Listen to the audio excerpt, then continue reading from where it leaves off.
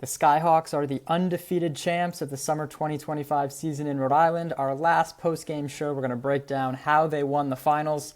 It took a huge run. We're going to get to that, a 27-4 run to completely flip the game in that third quarter into the fourth quarter and allow the Skyhawks to get the win.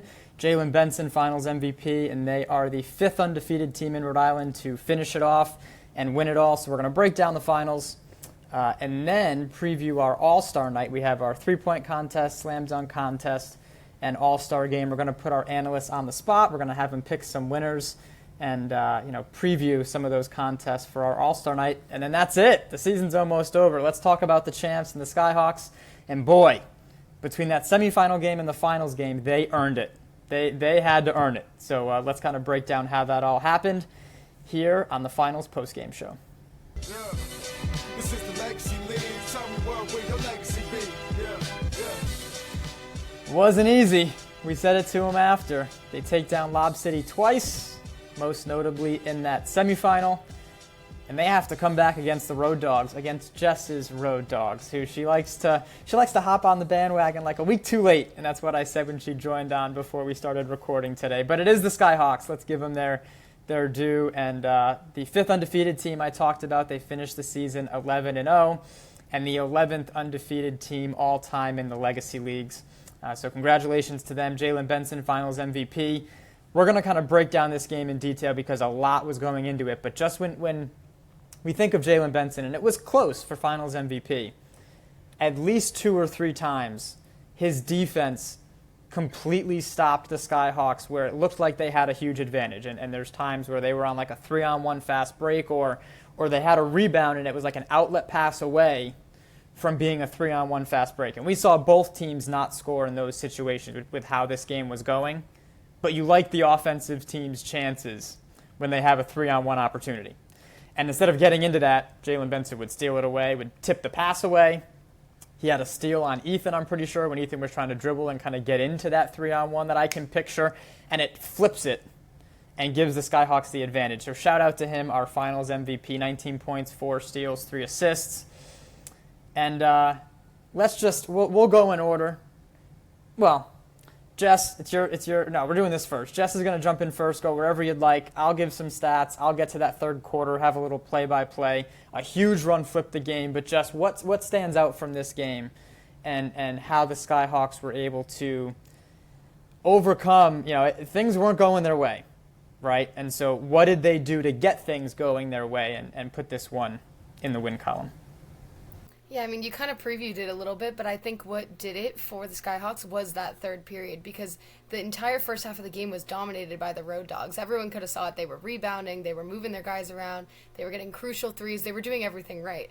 As soon as it hit the third, I'm pretty sure the first point was by Demoy Ennis. He went up, he dunked it, thrown up by Noah. It would just set the tone and the energy for the Skyhawks to just take it. There was a 2-point answered by Phil for the Dogs, but then it was a 3-point by Noah, and then a 3-point by Jalen Benson, 2-pointers by Omar, and then another 3-pointer by Omar, tying it up to 38-37, giving them that lead that they needed. So I think that they just got in a groove and a good rotation where they just weren't missing their threes, which is something that I'm pretty sure Noah James brought it up, where he was like, we don't miss our threes. That's something that the Skyhawks do. Like, they hit their threes. And once they started doing that, I think that it gave them a huge advantage. And once they were able to get that lead, they knew that they were taking it. And it was a little bit harder for the Road Dogs to keep the same momentum that they came into the game with originally.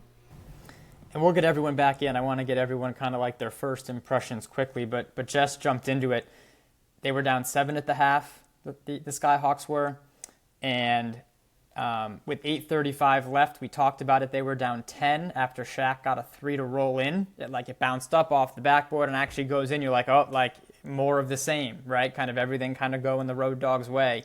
And then it was that barrage of threes that they seemed to not be hitting as much in the first half. They almost weren't taking as many in the first half either for whatever reason. They were playing into the Road Dogs' kind of style they wanted to play. We talked about style last week, right? And being one of those things to watch. It was all Road Dogs, stylistically.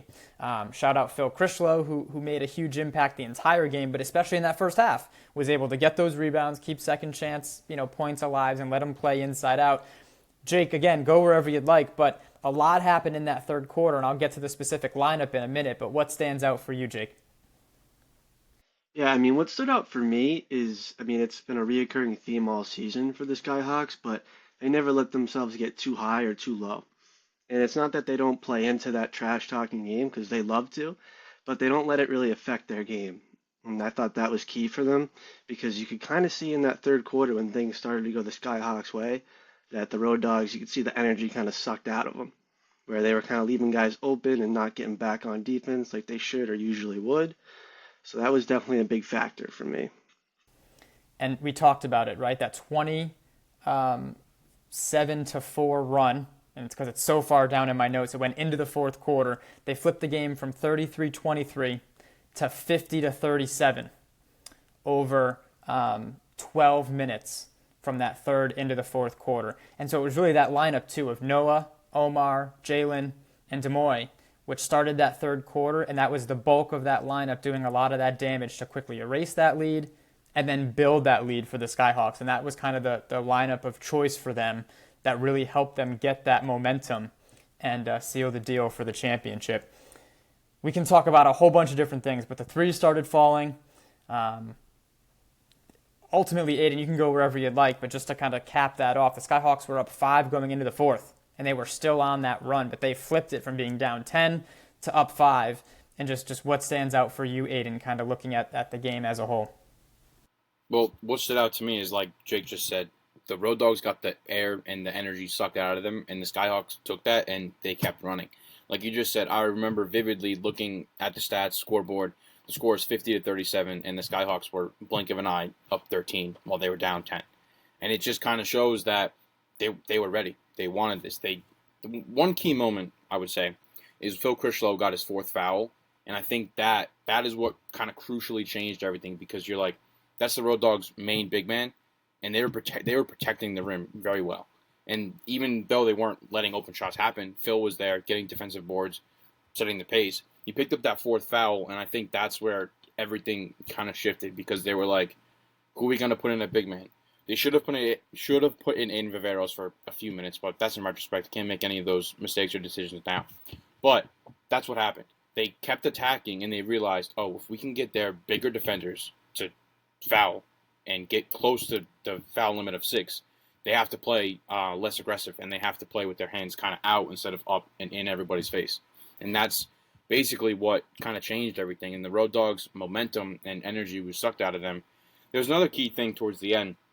Not key thing, but what I also took away is that it was like a 10-point game maybe with about 2 minutes left, or a little less than that maybe. But the Road Dogs, they stopped trying. They acted like it was the end of a regular season game.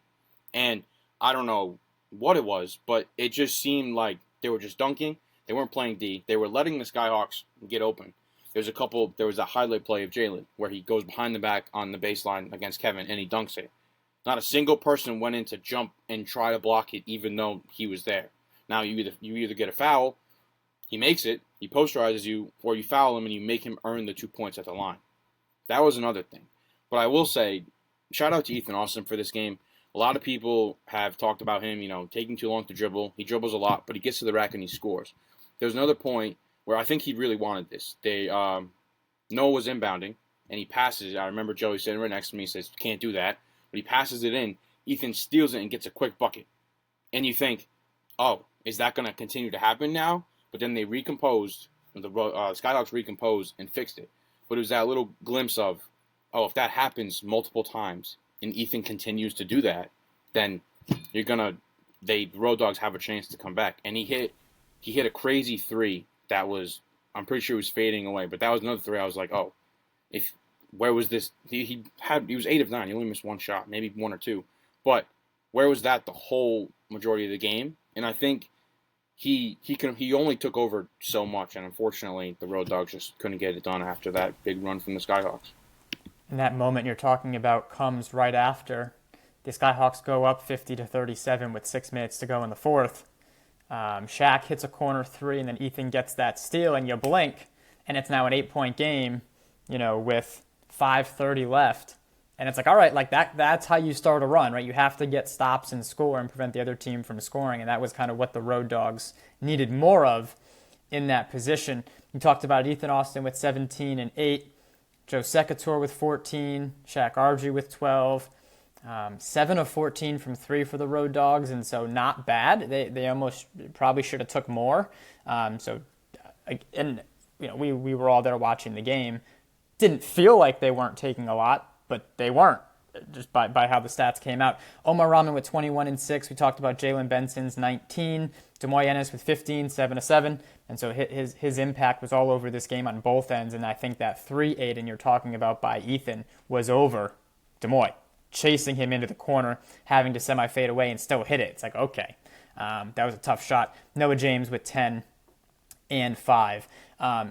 Just to back up a second, I think another key point, that third quarter, Phil gets still a tip-in rebound here to get it to 37-31.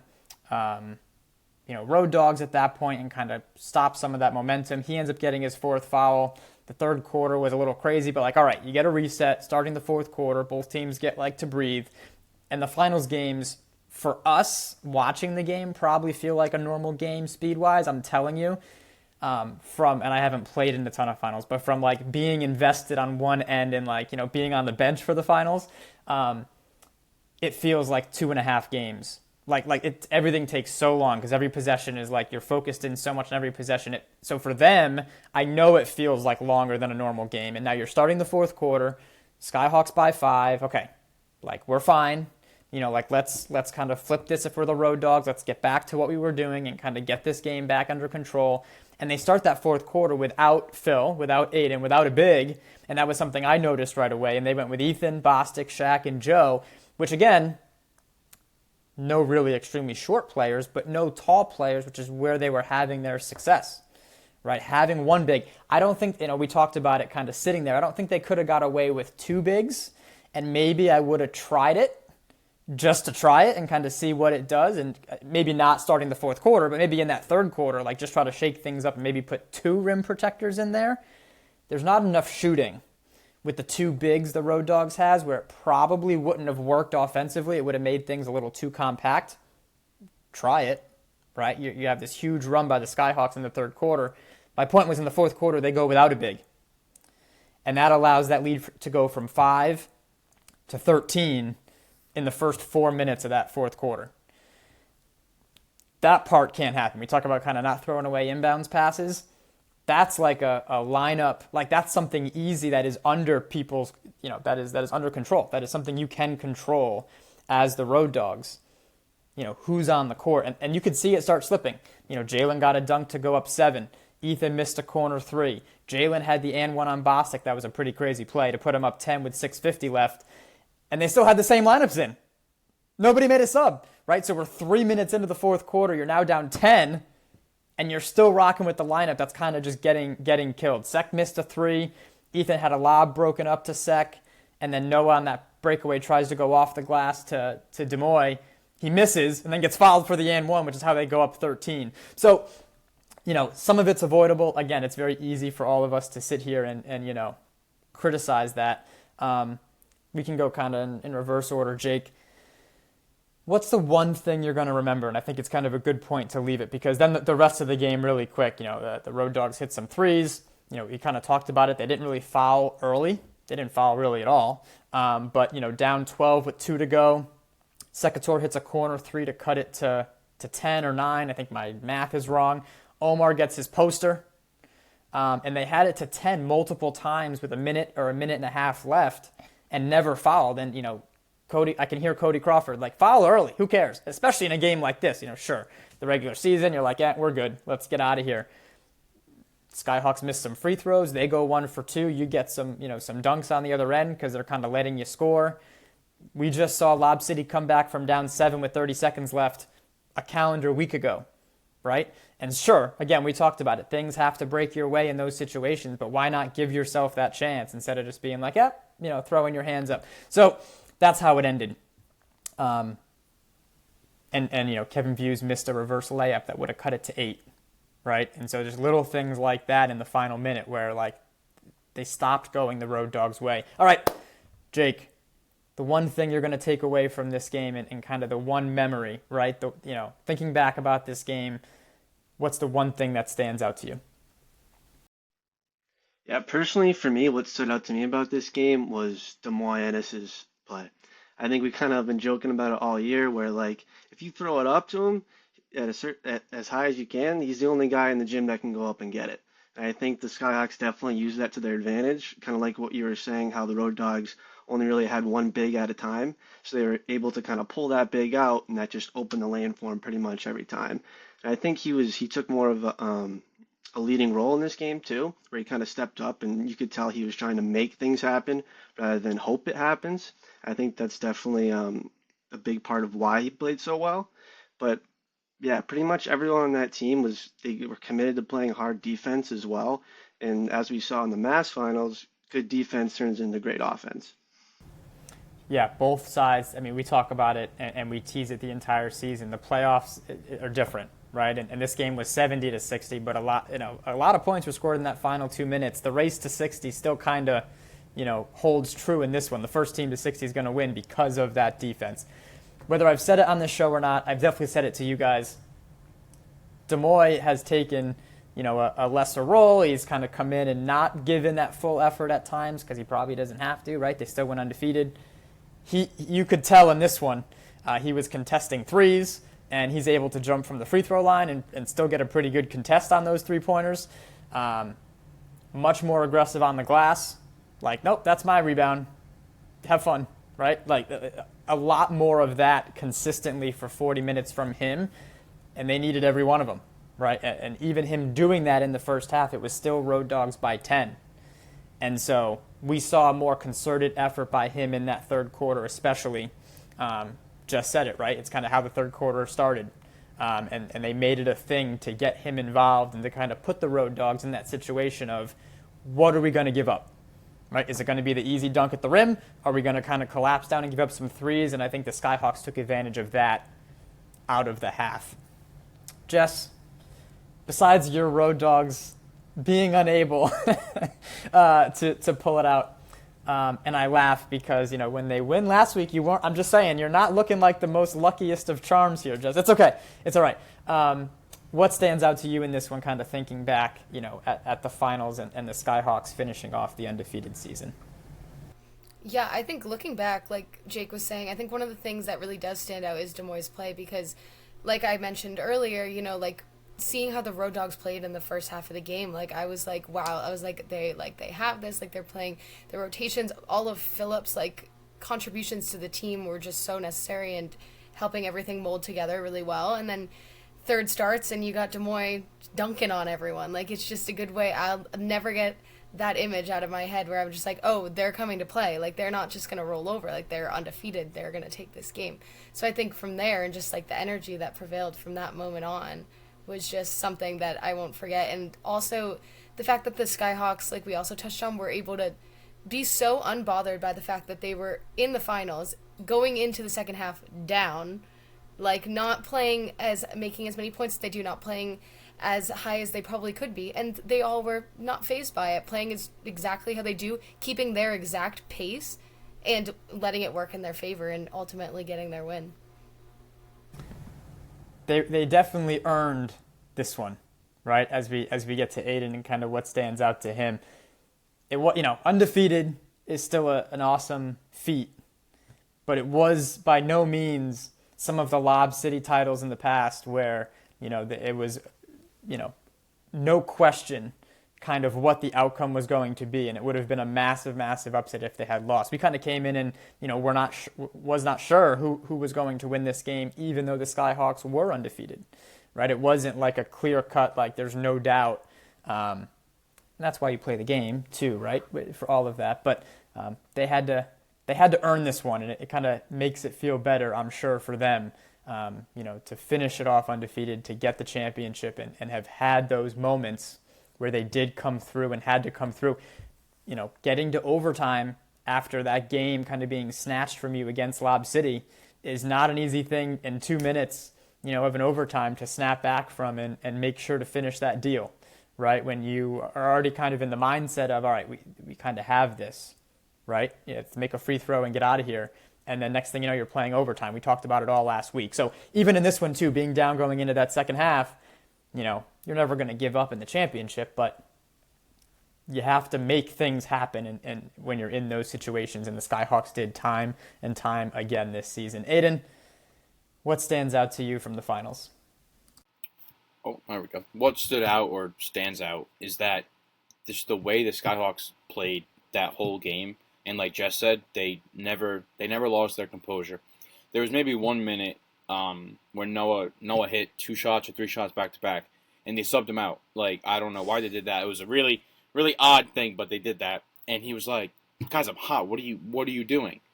But he sat down on the bench, said, "We're all men. We're gonna take it. Well, we're all men." I didn't want to say that. It was gonna be clipped weird, but they're all men, and they were able to be like, okay, it's a weird decision, but it ultimately worked for them. But team basketball, this is not a bad thing, but it's not really a good thing either. They don't communicate that well, but it just not well, but they don't communicate on the court as much as a lot of other teams do. And I think that just kind of shows you how tuned into each other's play they are, how they know everybody's role.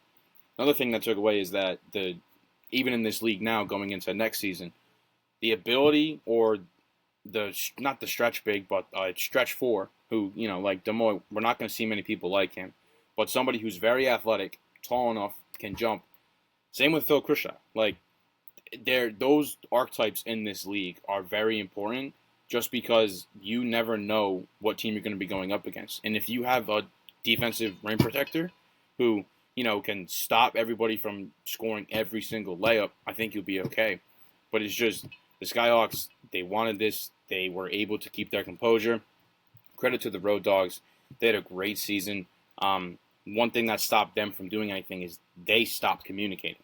Is the Skyhawks went on that run, and like we said previously, they became deflated, the Road Dogs. And I just think that's something you can't do, especially in a finals game.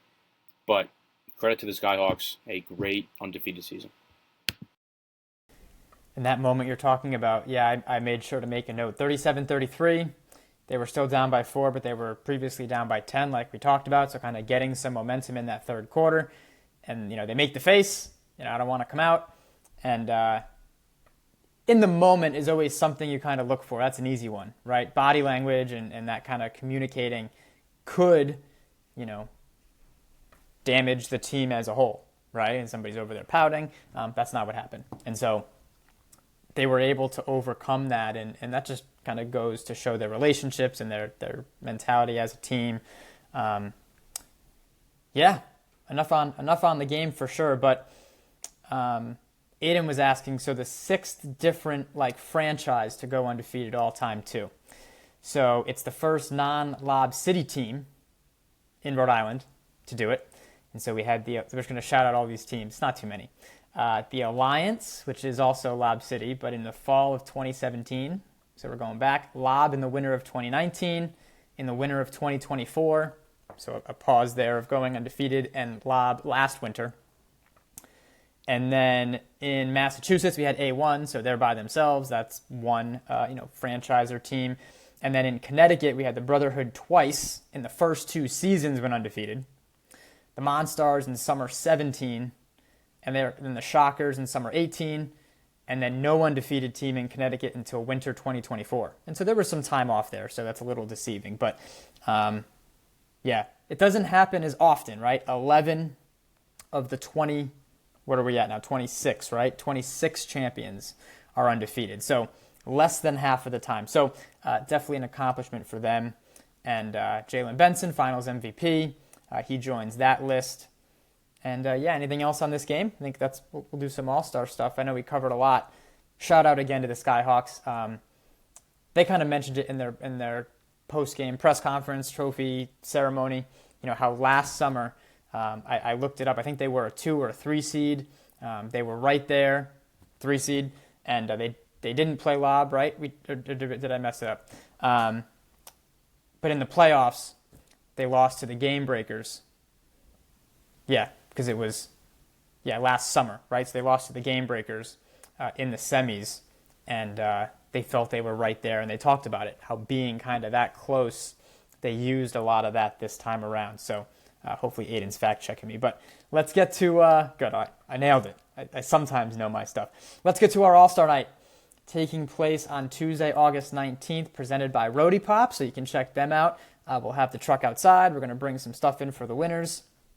But that'll be a lot of fun. The night will kick off, and let me just move some stuff around here.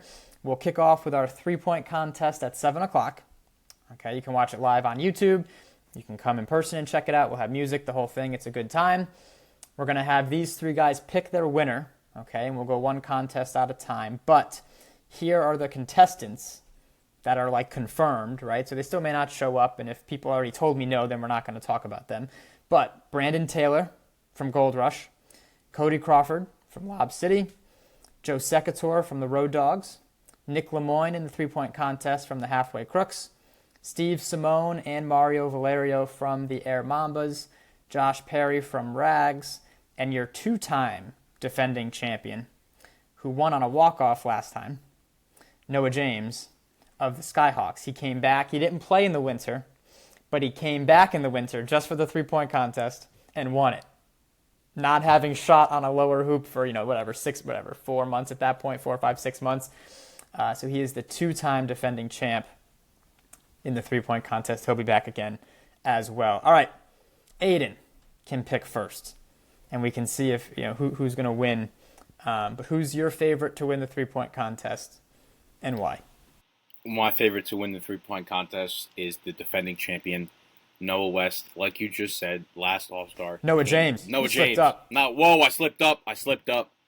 I was thinking dunk contest. My bad.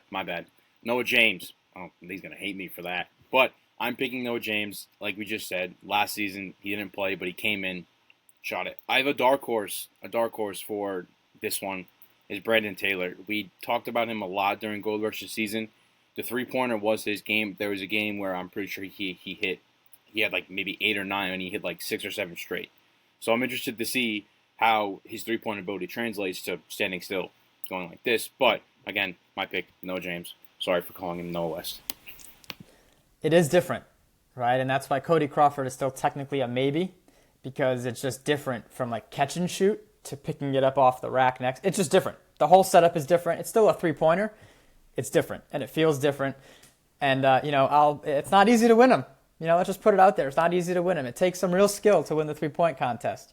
I've won them. That's why I'm allowed to say that. Jake, who you got? Who's your favorite? I'm going to go with Joe Secator on this one. I think just like a combination of his swagger, confidence, it's tough to go against. And I like picking a guy who wants to walk up there and make every shot and know he's going to make every shot. And I mean, we've seen throughout the season he's made big 3 after 3. So I'm going to have to take Joe. All right, Jess, who's your favorite? I want to say Noah James, but I do think that Nick Lemoyne, if he's having like an on week, could give him a run for his money. He didn't play this past week, so he's not as like fresh as maybe Noah James would be, or Joe Secator having played in the finals. But I think with a little rest and he could get some points up there and give him a good win. Yeah, and so it's not timed, right? And so we'll go over the rules in person, but there's, the 5 different spots, and it's up to 30, right? So the first 4 shots are worth 1, and the money ball is worth 2. And so, it's not timed, right? And so you don't have to rush, but it still is 30 shots in a row, right? And so not, if you go too fast, or if, you're like, it's your first time kind of doing it, you do get tired. And so that's a thing, right? And so sometimes, like Nick's shot almost seems a little easier, like kind of how he shoots it is, he doesn't jump as much, and it's just different forms of shooting on the lower hoop. And so sometimes that can help, right? And, I say all that to say Noah James fully shoots every time and jumps like a normal jump shot, and he's won back-to-back, right? So all of that goes out the window. We'll see who steps up in the three-point contest. All right, following that, on the 19th at 7:30, you can also watch this on YouTube, our slam dunk contest. And so a lot of people declined, and I'm a little upset. Okay, I'm hurt. It's okay. All right, I'm not going to call them out, Kavai. But we have we have Demoy Ennis from the Skyhawks in, Terrence Gallo, a 4-time champ, I believe, if not more, in, Zeki Burgess in. Omar Rahman has said he's a maybe, so it's going to be the Skyhawks Invitational. But let's hope Terrence can kind of make this something. I I believe. Oh, Gian declined, and so yep. I tried. We tried. Nick Lemoyne declined. Screw it. I'm gonna rattle them off. Joe Secator declined. Chris Vincenzo declined. Shout out. And Noah West turned me down. The defending champ. Well, no, I think he's busy. So he's because the defending champ gets a callback. Right, you have to defend. Even if you're not still in the league, you still get to come back and defend. That's only fair. And so, not happening. So, of those four, it's a small crowd right now. Demoy, Terrence, Omar, Zeki. Can Terrence keep the Skyhawks from winning something else this season? Aidan, who you got? I think the easy pick here is Demoy, just based on his dunking ability. But I'm gonna pick Sorry. I'm gonna pick Terrence. I think he didn't win last year. Going up against Noah West, another great dunker. He's on my mind all the time this post game, I guess. But I want to pick Terrence, just because Terrence, he can't jump as high as Demoy because Demoy has a couple inches on him. But Terrence can jump as high enough and can fly, like he floats in the air. So I'm picking Terrence. I'm interested to see what dunks he can pull off this upcoming dunk contest. And he will have some practice, right? He's participating Monday in the slam dunk contest in Massachusetts, and so I'm going to tell him, and I can announce to the world it's totally fine. Just play the hits, Terrence. He's done like so many of these slam dunk contests that he keeps trying new stuff, which is great.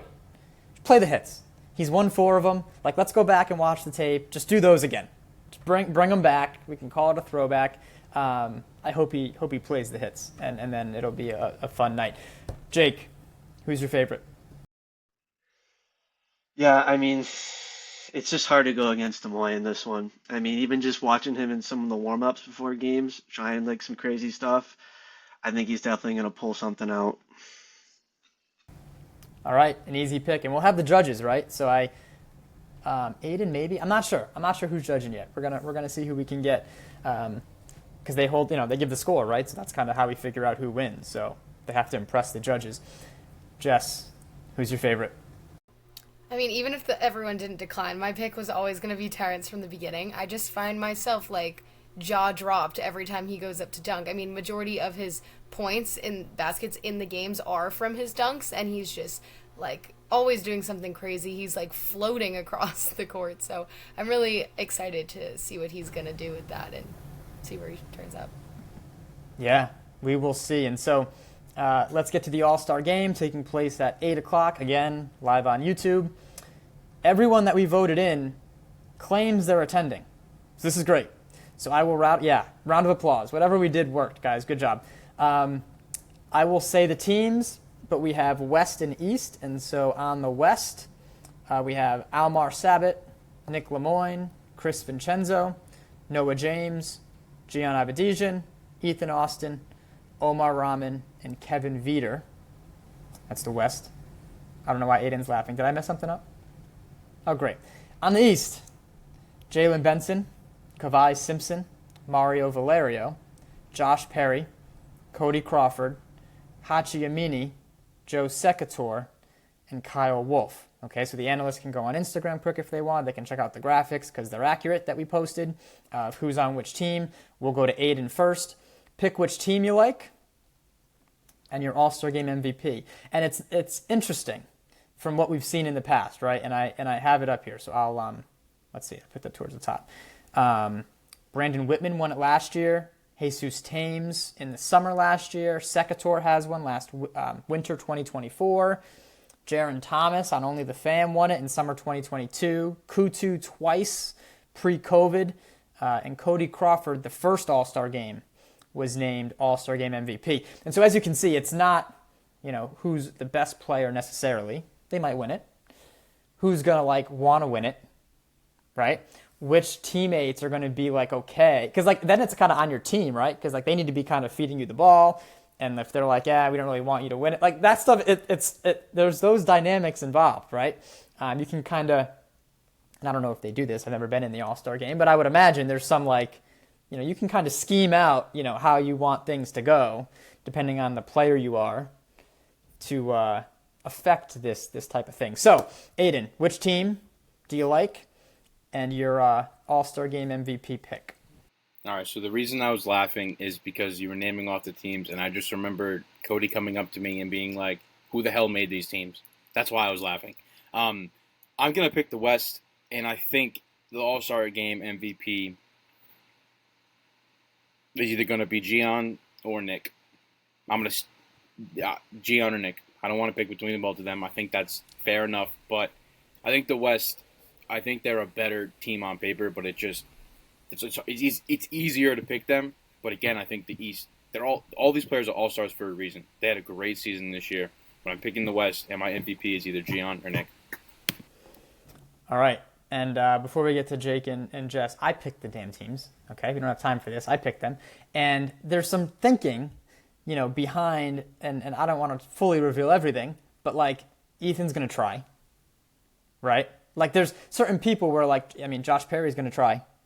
Josh Perry's probably going to try. He's going to be like, yo, I want to win. Guys, I'm trying to win the MVP, right? That's a Josh Perry move, right? Kawhi, not so much, right? Just give me some dunks. I'm just going to go mess around, right? So I try to, not put all of the Josh Perrys on the same team, because then it'll be a team of, people that are trying, right? Versus, so I try here. And last year I did pretty good. It was a pretty good game. So that's all we want, is a good game. Jake, who's going to win and your All-Star Game MVP? Yeah, I don't think it's going to be close, honestly. I'm going to take the West. I think just top to bottom, I don't know. I don't see them losing. And then for my MVP, I'm going to go Noah James. I think he's a guy who just loves playing basketball, so he's going to go out there and have fun. And I just think he's the guy. So you're saying they're not even? Saying I screwed this up? We'll see. I'm holding out hope. We'll see. Jess, who you got winning and your MVP? As you were listing off the names, I was like, Aiden's laughing, and I'm like, wow. Because I'm sorry, the West is just stacked. I think that they're going to take it.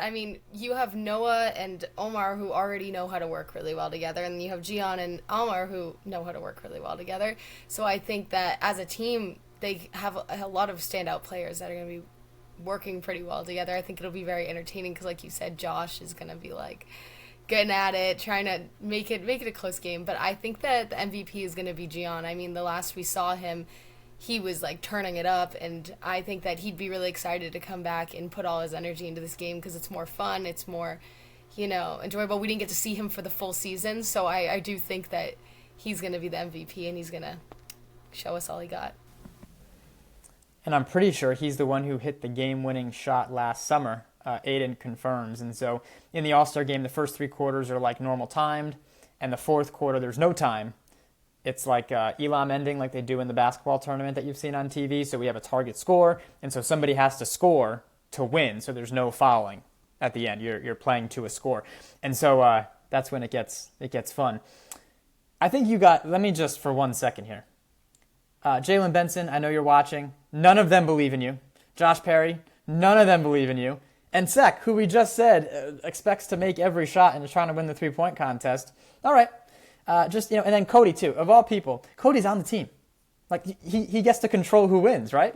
I have, Cody has tried in these games before, is my point, and, is there to win. And so that's kind of the thinking here, right? And Mario always is I'm the best player here. Let me try to, go win this game, right? So we'll see.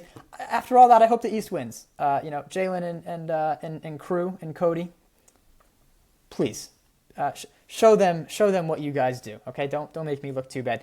All right, and that's it. There's no post-game show next week, and that'll be a wrap on the summer season. We'll be back for the winter. I don't know anything yet about that, but that's the next season. Starting up in December at some point, and so we'll have more information on that. But All-Star Night presented by Roadie Pop, so make sure you can support them. They'll be there giving stuff out, so it'll be a fun night. Good job. That's it. Some of you, Aidan will probably be back. He's like a cockroach around here. We can never kill him off. You guys are always welcome back. Jake, Jess, Matt, Mike, Max, the whole Rhode Island crew. I'll be back, as always. Can't get rid of me either. Come check out All-Star Night, and we'll see if the Skyhawks can defend their title in the winter. I don't think they're going to come back in the winter, and then so it'll be like a hangover until next summer, most likely. But whenever they come back, we'll see if they can keep the undefeated streak going. Guys, good job on the last post-game show. We'll see everyone at All-Star Night, and what a season. A lot of good moments. What a season. So everybody, thanks for watching these, and again, we'll be back in the winter.